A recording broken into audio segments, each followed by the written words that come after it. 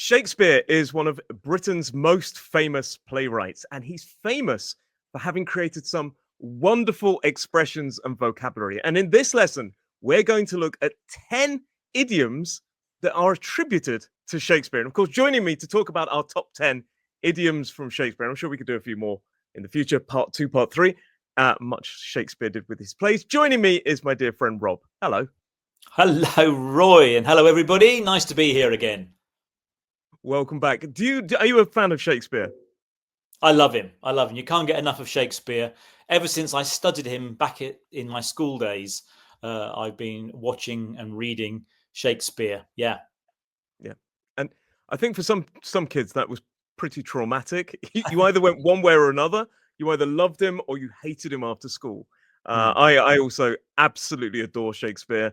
I think he's an incredible playwright, and there's a lot of kind of speculation. Did he exist? Did he not exist? There's a lot of sort of a myth around him almost. He's a kind of a legend, but there's a lot of evidence to prove, of course, that he was real.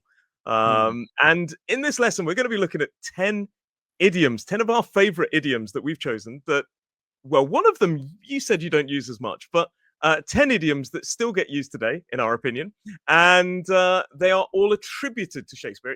It's tough, of course, without a time machine to know whether Shakespeare did, in fact, coin them. He created them himself to coin it, or whether he heard them and put them into text, or so on, so on. But that's what we're going to be talking about. And welcome to the English Right Now podcast, an English language learning podcast to help you learn English, of course, with me, Roy, and Rob. I nearly said with me, Rob. I nearly got my name wrong. Very similar. They're very similar names, aren't they? But yeah, we're going to have a natural English conversation here, aren't we, about Shakespeare phrases. And it's also worth mentioning these phrases that are attributed to Shakespeare. Yeah, they have evolved, some of them, haven't they? The words have slightly changed, but the kind of the sentiment, the meaning is still there. Yeah, and sometimes in some ways I imagine the meaning has possibly slightly changed as well, but we're going to be talking about the modern meanings because we don't want to teach sort of archaic usages and get them a bit lost. So the first one, number one. God, I like doing that. Sorry. In a pickle. A pickle. I use this a lot. Yes, me too. I use this too. Yeah, it's quite a good one, isn't it? This came from, is it The Tempest?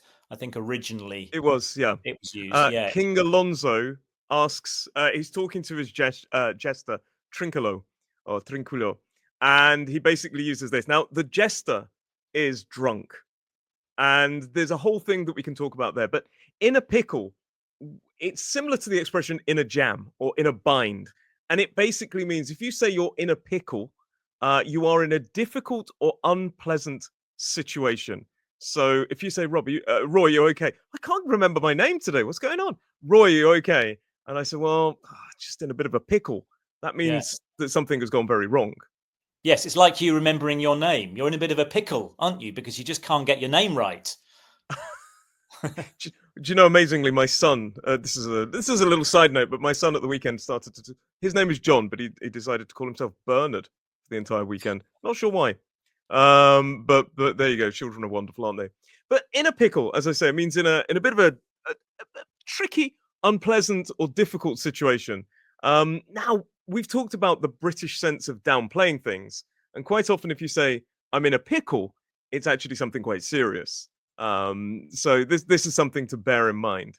But it's really interesting that in The Tempest, the king was actually talking to a drunk person. So you know where I'm going with this. What does pickle relate to drunk? Related to drunk? If you've had a lot to drink, you can say you're pickled, can't you? A bit like when you put when you pickle food, you put onions in vinegar, don't you, and things like that. Pickling it. So if you've had too much to drink, you are pickled. Yeah. So that's possibly a sort of an etymological root. We still have that word, but these days, if you say you're in a pickle, it's a dodgy situation. This is one I use, sadly, quite a lot. So over to you. What's number 2 on the list? Well, my next one is Greeneyed Monster. Something that perhaps many of us have experienced, the Greeneyed Monster. And it's all about envy and jealousy, isn't it? It is.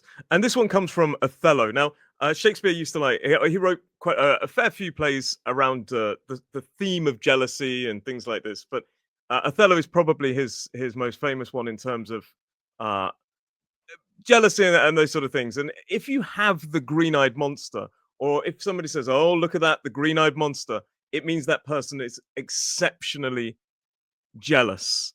They are incredibly jealous. So maybe in a relationship, somebody gets a bit like, "Oh, where were you last night?" Oh, blah blah blah blah blah. You say, "Okay, the green-eyed monster's here," and this kind of thing.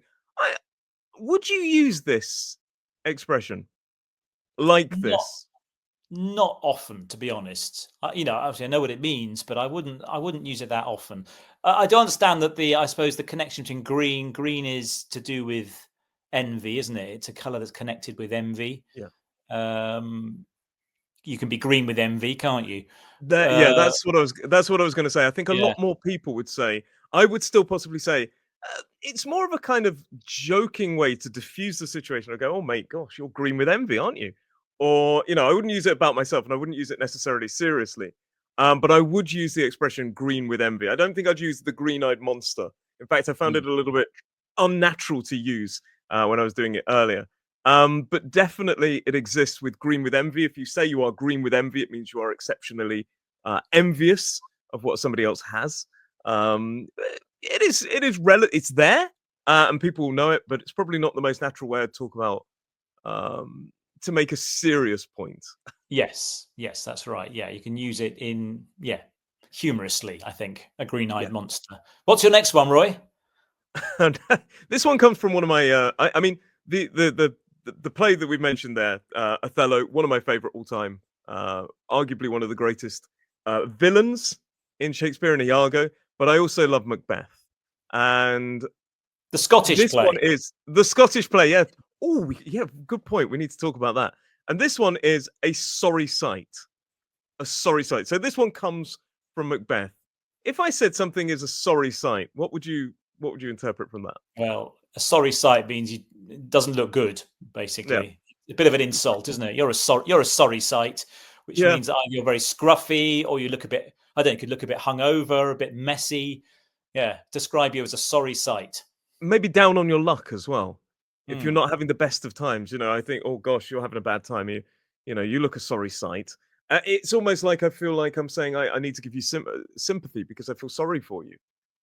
So it's like looking at you and almost it's got this air of being a bit condescending, I Yes, it think, as has. Yeah, well. yeah. Um, like the way I go, oh, Rob, you're a sorry sight, mate. Like you say, if you're hungover, that's fine for me to kind of ridicule you a bit. But if you are down on your luck, it could be a bit mean, I suppose. Hmm. So yeah, that's one of my favorite. Now you called Macbeth the Scottish play. Hmm. Why? Yes. Well, it's set in Scotland for a start, isn't it? Well, that's true. Yeah, And done. Macbeth is a very Scottish name. I Hmm. could try and do the accent, okay, but I'm not very good at it, so I won't. Yeah, we call it the Scottish play because we're not supposed to say Macbeth, are we? It's unlucky. No. So in theaters, they are there's a lot of superstitions. So they'll avoid certain things and they'll carry out certain rituals to have good luck. And even down to the fact that somebody in the theater, in the dressing room where the actors get dressed, they will never say the words good luck. It is bad luck to say good luck to an actor. You should say break a leg before a performance. So a lot of actors, I used to work I do quite a bit of theatre. And if you say good luck to an actor, 9 times out of 10, they'll go, don't say that, break a leg. And if you mention the play Macbeth, it's like, no, no, no, no, call it the Scottish play.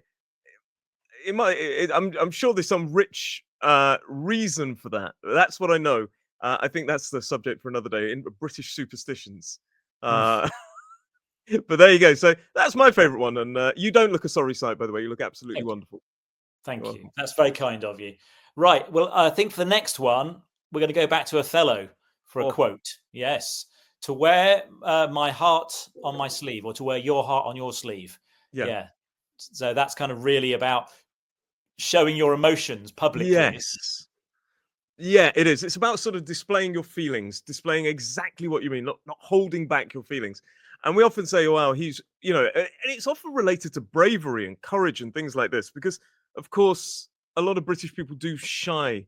It's a generalization, but I would say we're not overly the most expressive in terms of feelings. It's seen as almost, Yeah. the stiff upper lip is slightly better. That kind of idea. That was historic, maybe a bit more in history, but wear your heart on your sleeve. Yeah, it basically means display your feelings openly. We quite commonly talk about it in sport. I can think of occasions in football matches when somebody who's been a footballer is really, really trying to win the game. They're like the captain is maybe shouting, and you say, "Wow, he's wearing his he's wearing his heart on his sleeve." Mm.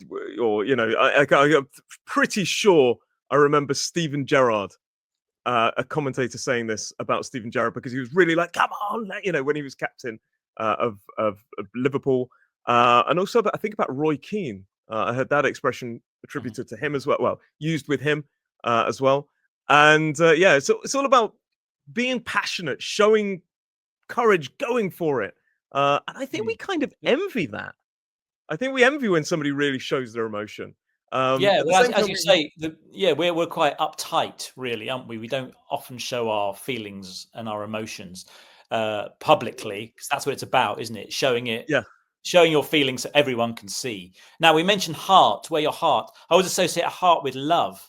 So it could be if you're in a relationship and you go, "I really love you. I'll do anything for you." You're really wearing your heart on your sleeve. yeah, But it doesn't always have to be about romance and love. I no, know. no, and I think this is, yeah, absolutely. The heart is often related to love, but yeah, it's more about showing your feelings and your emotions and your, not holding them back. And I think this is something that I really I admire. Yeah. So yeah, good one. I like that one. I often wear my heart on my sleeve. Oh, that's why I'm all smiling. I don't hold Yes. back. Yeah. Show us how you Um, really feel. Show us how you yeah. really feel. Our next one is quite romantic as well, isn't it? Love is Yes, it blind. is. So Love this is is blind. Mm. Yeah, so this one is this one I picked. It's Love is Blind. And it's got a few meanings, but it's quite commonly related to that we love someone so much that we don't see their flaws. Mm. So quite commonly, and it can also be related when we're being a bit negative about somebody. So if you're maybe dating somebody, or somebody's dating somebody we don't really think is a good match, we can say, "My goodness, I don't know what he sees in her. Love is blind." In other Mm. words, he can't see the flaws, but also it can have that negative kind of overlap as well. We often talk about it when we are criticizing somebody's partner, and then Mm. back it up with, well, you know what they say, love is blind. This Yeah. one comes from Merchant of Venice, The Merchant of Venice. Mm. Also an amazing play. That's the Do one. you Is use that this the one? one? Is that the one about the pound of flesh? It is. Yes. Yes. Yes. Yes. Yeah. So Another common idiom, but apparently a pound of flesh is also quite commonly used in falconry, which is mm, another whole lesson to be.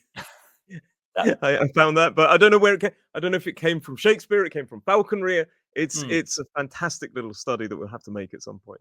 yeah. Absolutely. But yeah, love is blind is a good one. Is it the same sort of thing as when we say you're head over heels in love with somebody? You're so in love with them that nothing else matters. Is there a Ye- similarity? Do you think head over Yeah, I would heels? say so. That if you're head over heels, you're completely and utterly and 100% in love. And Love Whereas is love is Blind has got blind, I that suppose, more is more about the your negatives. the negatives, the fact that you're so obsessed by somebody, you don't see the bad things. Yeah, You don't see what's wrong.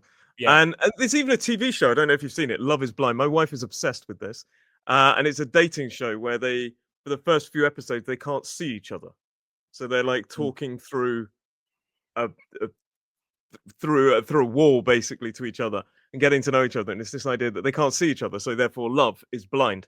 So tell me your next Next one. one. Mm. Yeah. Well, the next one is send him packing. Send him packing. Oof. That came from Shakespeare's Henry the Fourth, Part One, which I had to study at Yes. school. Actually, it was a bit of a boring one to study, to be honest. But anyway, there's Yeah. a phrase: send him packing. Yes. It's like send him away. Get rid of him. Get him gone. Go away. It's quite a if I it's quite a a, a lighter way to say something much ruder. But if you send Yes. someone to packing, you kick them out. You get rid of them. Yeah. Um, Go you away. yeah. Absolutely. You still use this one? Not really, I have to say. Yeah. I haven't really sent anybody pack. I haven't had a reason to send anybody Yeah. packing. I guess that's why I haven't used it. I would use it. I would use Yeah. it in the situation where that happened. But like you say, I'm not sort of, it's not a common activity for me to get rid of people out of my house. No. So yeah, I wouldn't necessarily do this. And going back to what you said about Henry the Fourth Part One, like we said at the start of this, there could be multiple parts to this.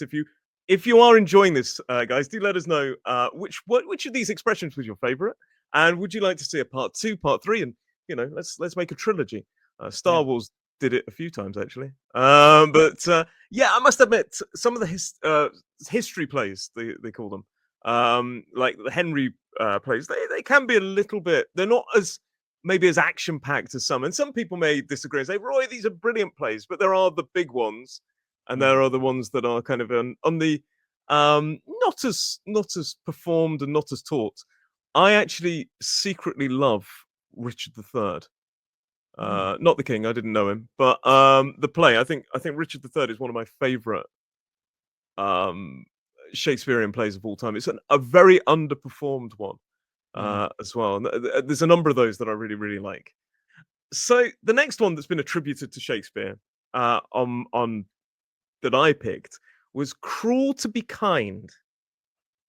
Cruel to be kind. Is that from Nice Hamlet? expression. Hamlet. Hamlet. Alas, poor Yorick, I knew him well.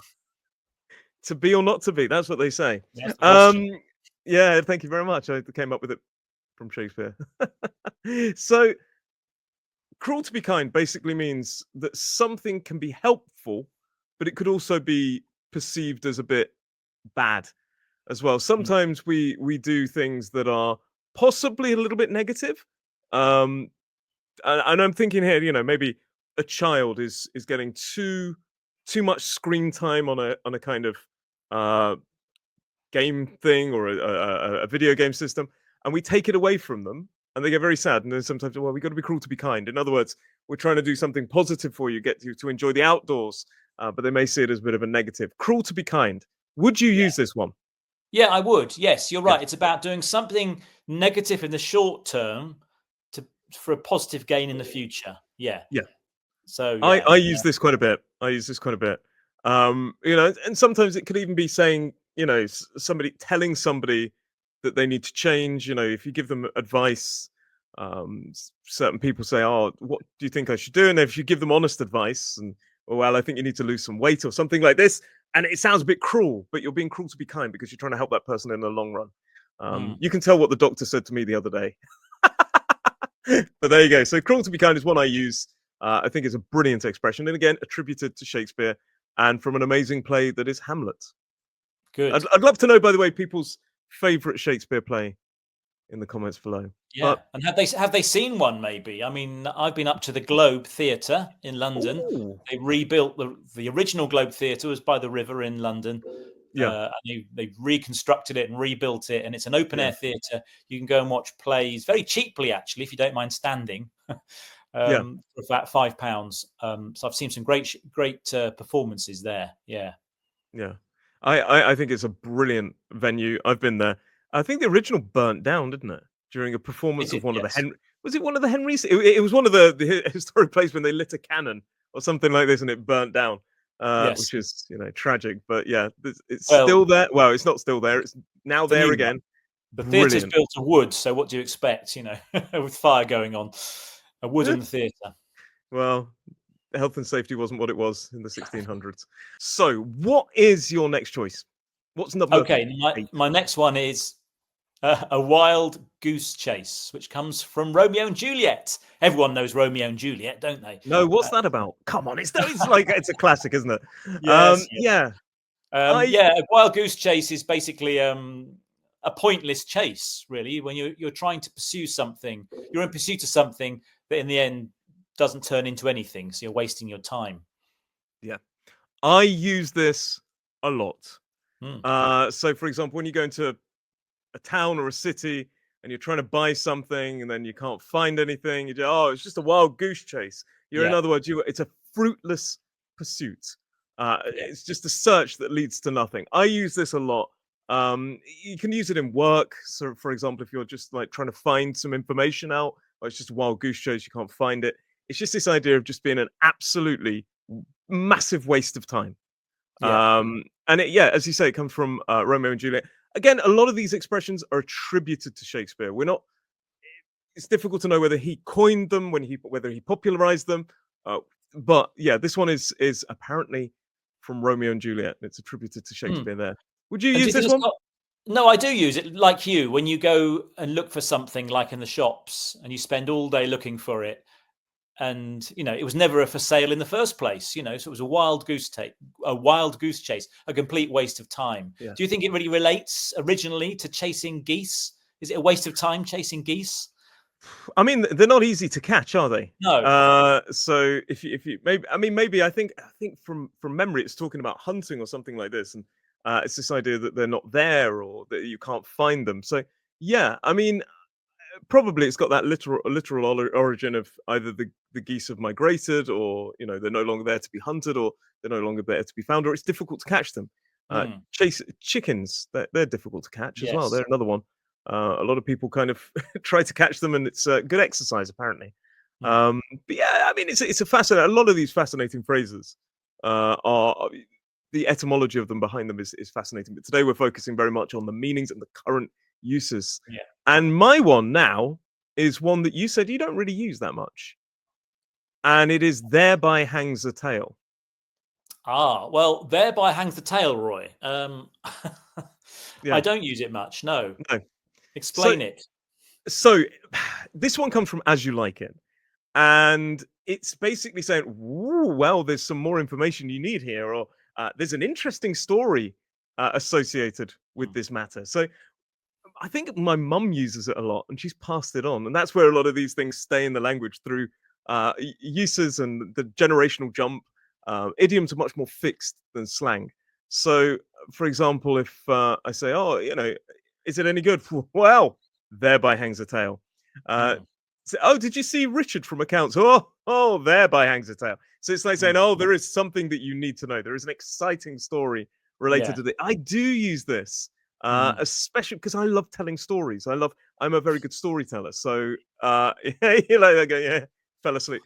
Well, People thereby fall hangs asleep the more tale. times. But so I mean, it's a great kind of way of creating excitement, creating a bit more buzz about the story. So, oh, did you like it? Well, thereby hangs a tale. And it kind of just brings this excitement level in. And I really enjoy this one. I think you need to start using it. I Let's shall keep it try my alive. best. I shall Thanks. try my best. No, it is a good one. You're basically saying there's more to this story than you think. It's not just a simple story. There's a Yeah. lot more exciting things to tell you. Yeah. More than meets the eye, which is another Yeah. great expression. Yeah. Again, not sure where that came from, but more than meets the eye basically means that there's something more to it than you can see on the surface. I love that one. I think that one needs to be kept in the language. It's certainly alive in the Woodhouse household. Okay. At least I got my surname right. I can do that one. Yeah. But yeah, so let's do number 10. Tell me your number 10. What is it? Okay. Number 10. My final one is a foregone conclusion. Okay. Oh, A decision. It's a decision when you already know what the answer or what the outcome is going to be. Yeah. You yeah. already know the answer, basically. It's a Othello, I foregone think. conclusion. Othello. This one's Another from Othello Othello, I one. think. Yeah. Yeah. Yeah. I love Othello.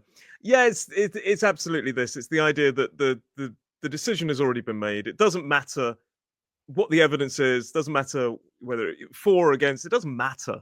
You've already made the decision. It's the logical decision quite commonly. We use this a lot everywhere. Business would be used if there's a successor who's going to become the boss of the company. And who's it going to be? Who's it going to be? Oh, it's going to be Rob. It's a foregone conclusion. In other words, everybody already knows it. Rob, you are going to be the new CEO of the company. Well done. Great. Thank It's a you very foregone much. conclusion, mate. You know things there. Would you use this one? Yeah, I have used it occasionally. Yes, when you're talking about something, particularly related to work. Yeah, it's And you already easy know for the you to answer. say. Yes, I know. Where people go, oh, let's have a meeting. Let's all discuss this. Let's get everyone's opinions. And you might go, no, don't bother. It's a foregone conclusion. We know what's going to happen. Yeah. Let's not waste our time talking about it. We know who's, like you say, we know who's going to be CEO, or we know the outcome. So let's not bother wasting time. It's a foregone conclusion. Sport, we quite commonly use this one as well, don't we? Yes, if we think, if there's a team that's a football team, for example, that's obviously going to win everything, it's just a foregone conclusion. It doesn't necessarily mean it's 100% guaranteed, but it's similar to saying there's a one-horse race. In other words, there's only one horse running, and that horse is going to win. Yes. And I was going to go back as something I did there as well. There's a couple of things I wanted to say, because you stumbled across your words a little bit, and I said it's easy for you to say, which is a classic bit of British sarcasm. And it's kind of making a joke of somebody's stumble, rather than going, oh, we don't make a big deal of it. We make a little joke, and then you can laugh and we can laugh and all that kind of thing. And also I wanted to say as well, you've done it. I've done it a couple of times during this podcast. It is normal to make mistakes. A lot of students worry about these sort of things. They worry about making mistakes, about, and it can kind of crush them. But everybody makes mistakes. I make mistakes. You make mistakes. And we learn by our mistakes. Absolutely. It's not about shrinking. It's about growing. And I always say I've made more mistakes in English than most of the students will ever have had hot dinners. Maybe not, but certainly made more mistakes in English than they ever will. So always be strong there. And if you do want to learn more about making mistakes and the difference between pronunciation and accent, check out this lesson here. But I just want to say, Rob, fantastic to have you with me again today. It wouldn't be the same without you. And I mean that. Oh, gosh. You're wearing your heart on your sleeve again. I am, I'm getting overly emotional. I'm going to start welling up with tears. But thank you very much for joining me today, Rob. It's been an absolute pleasure, and I'll see you in the next one. Yep. See you next time. Bye-bye. Bye.